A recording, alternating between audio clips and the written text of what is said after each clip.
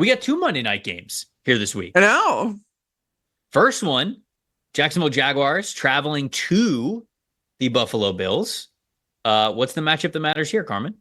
Yeah, well, still, I think James Cook versus this Jacksonville defense. James Cook is becoming so reliable, for this Buffalo offense, and I think that we all thought that was going to be the case coming into the season, given the receiving weapons that Josh Allen lost. And not to say that Josh Allen isn't doing a great job of kind of elevating the team around him, because I think he is, and I think we can put to rest, is Josh Allen a top 3, top 5 quarterback? I don't think that there's a question at this point. But that doesn't mean that you don't need to rely on other aspects of your offense. And James Cook, between his pass catching ability and just his straight run ability, is become a really integral part of this offense. And I really, 149 rushing yards, 9 rushes, gaining a first down.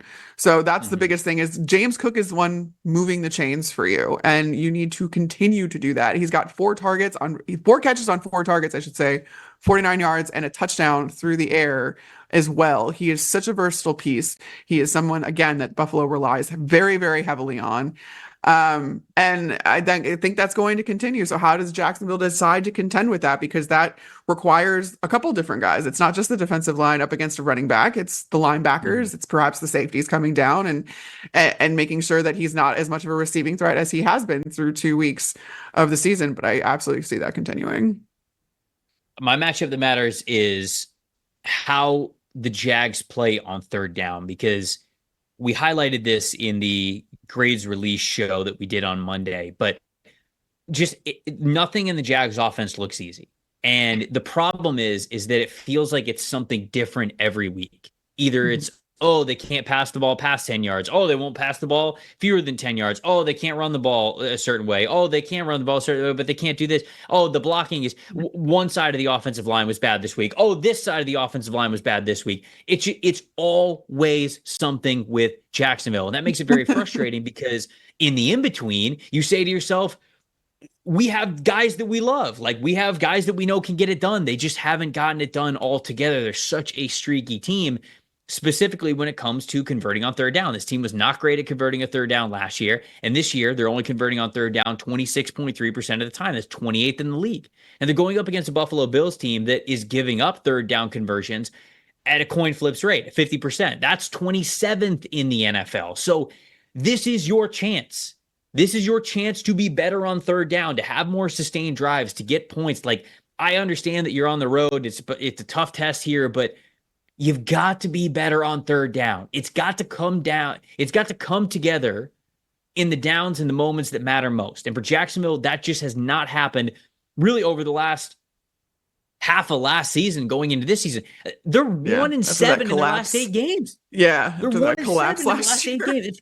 And it's so, like, man, it's just so disappointing. But you got to look at Doug Peterson. You got to look at Press Taylor, the offensive coordinator. And you got to say, hey, it's got to be your best work here, especially when it comes to third down conversions. And if it's not, I don't know where the get right game is going to be for them. So it's going to be tough. I'm not saying it's going to be easy, but that aspect of their offense, to me, needs to look good this game. So that's the matchup that matters. What about plus factor for you? Who you got?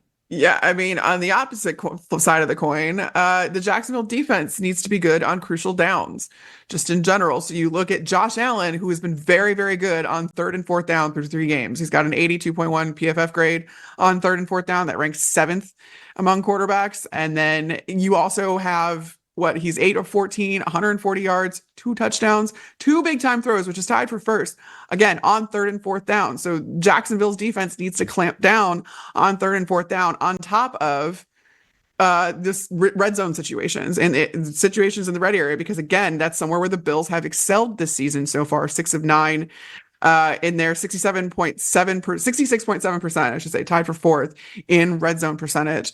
So that is something that, again, the Jacksonville defense, it can be so demoralizing when you give up those third and fourth downs, when you give up those red zone scores for the entire team, and that, spills over into the offense having to catch up, and you probably getting down at that point. So the Jacksonville defense, specifically on crucial downs, you're going to need to clamp down.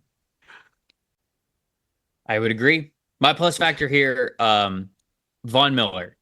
I talked about him a little bit when we talked about Miami's offensive tackles. Um, Renaissance game, last game, it was incredible versus Miami. 88.0 pass rushing grade. That was his highest single game pass rush grade since the 2021 playoffs when he was with the Los Angeles Rams. He had a sack, he had 4 pressures, he had a 22.7 pass rush win percentage. And this week he's got another juicy matchup. Anton Harrison, who I like, who I think could be a good offensive tackle in this league. Struggling a little bit. Young. He's young. 36.3 pass blocking grade. He is their right tackle, and that's the player that Von Miller is going to go up against. So if they're not going to have him on a pitch count with him being a little bit older, if they're going to kind of let him pin his ears back and just get after the quarterback still like they did last week and back-to-back weeks, I think we could be in for another Von Miller game where he's able to be a big difference maker for this team. So Von Miller is my plus factor here for this one. Last game.